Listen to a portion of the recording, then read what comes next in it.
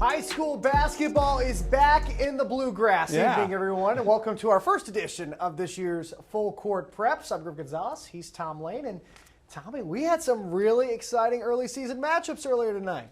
We really did. First, the stockings are hung by the chimney with care in hopes that another championship banner would soon be there. That, of course, the wish for Louisville, Kentucky, and Indiana fans.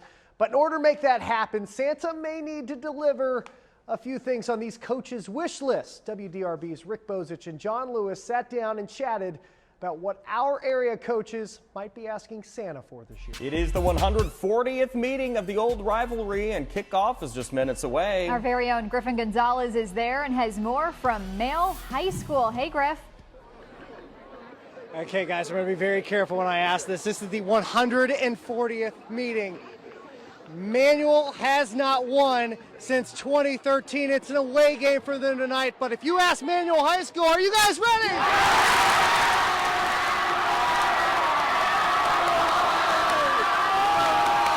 They sound pretty ready to me, guys. All right, let's ask these guys. Who's going to win today? I hear a lot of Trinity, a lot of St. X. Either way, it's going to be a fun matchup. Highlights, storylines, everything you guys want today.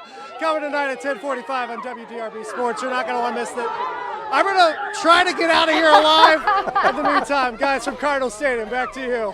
Good luck. WDRB's Griffin Gonzalez. He was on campus for that, and he is live there with what was said today, Griff. Yeah, John, you know, it's never easy losing a head coach, especially this unexpectedly and this quickly. You guys were just mentioning it there. Our very own Rick Bozich asked Athletic Director Josh Hurd about this not that long ago, and it was surprising to all of us that this all went down in less than 48 hours. When did you first learn that this was a possibility that Scott would go to Cincinnati? So this is a relatively new thing for Josh Hurd as well. He did not have much of a heads up about this any more than we did.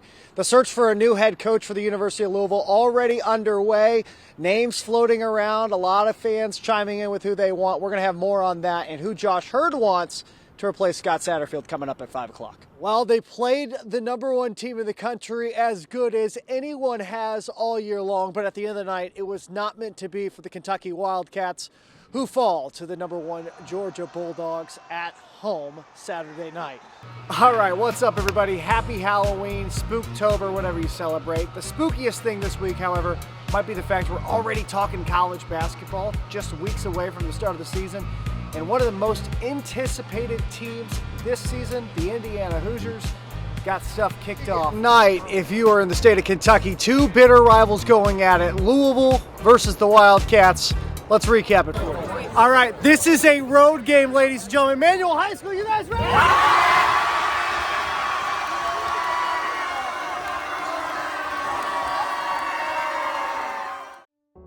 Meet the McGuire family. Like a once-in-a-lifetime opportunity to get him there to experience all this.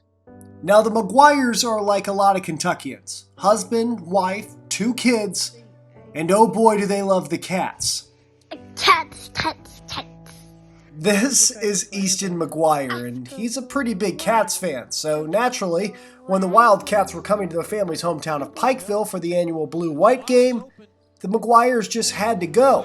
You know, it was heartwarming that they were willing to come to Eastern Kentucky to help out. And then, you know, I knew that my husband and my son were going to get to share that experience. He was like, are they going to be super tall? Talking about the players. And I was like, yeah, buddy, they're going to be super tall. Easton's dad, Michael, works for Excel Mining. On the night of the Blue-White game, he was running a bit late and had no option but to come straight to the game from work, which led to this photo. Social media picked it up and it went viral, going all the way up to Coach Calipari himself. Because when I saw the picture, I was like it hit me right between the eyes. Calipari wasted no time to tweet out, "My family's American dream started in a Clarksburg, West Virginia coal mine, so this picture hits home," adding, "I don't know who this is, but I have tickets for him and his family at Rupp to be treated like VIPs. I didn't really discover it until I got service today when I got out from work. And my phone just went crazy. He wanted to be there so bad that he was willing to leave without showering, without change, just get in his car and go because he got out of the mine late. One about that is that he wanted to be there with his son. That's why he did it.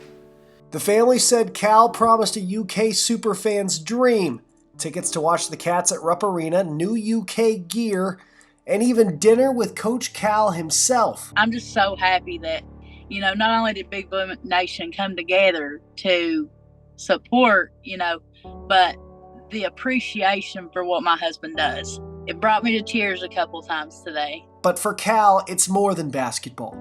It's the power of a relationship between a father and a son. I've done some things that have been fulfilling for my wife and I. But this, you'd have to say, you're bringing light to a good man, a hard-working Kentuckian, a coal miner who does everything he can to make time for his family and his son and his daughter. Come on, that's what it ends up being. That's the story. Reporting, Griffin Gonzalez, WDRB Sports.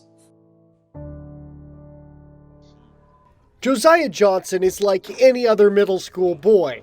Loves hanging out with his friends, playing basketball, and has a ton of character. I mean, Jalen, in real life, he can't guard me. Dex, he's a bucket. Kai, he's a bucket. Jalen's a bucket, too. His skills on the court really are undeniable. Talks a whole lot of smack in basketball. He can back it up, though, you know. He could dribble, he could shoot. He had skills that some kids out there didn't actually have. Playing defense, he's stealing the ball from people, he's making good passes, good reads and everything like that. So I was just like, okay, he can fit on our team then, for sure. But what's so amazing about Josiah is he's doing all of this while living with a disability that is rarely seen on the basketball court. Like, people doubt you and then don't pick you up for a pickup game because I have no legs or whatever. He's just like the rest of us. I really couldn't. It's like he's just like everyone else. I really thought as him just like me. I really didn't think of him with no legs. He just comes and shows up and he just does everything we ask him to do. He doesn't complain or anything like that. He has served as an inspiration to his teammates. He's improved my confidence as a player and a person, off and on the court, no matter what, just because he don't care what nobody else says. He's him, and he don't care what anybody else will say about it. Don't think just because you don't have something, you can't do something. You can always pursue what you want to in life. Just because you don't have something, you don't have to quit. You always keep pushing. But make no mistake, Josiah can flat out ball. I could take him, but I ain't gonna lie, his defense is good, but he just can't catch me. Like on the defensive side, he'll take the ball. Offensive side, he gets open, hits the shot, get back on defense. It makes me work more harder to make him not take my spot. Josiah Johnson, showing that no matter the circumstance, anything is possible. No, I don't want you doubting me because I have no legs. I want to show you that I'm just as human as you are and I'm just as good as you are, if not better than you.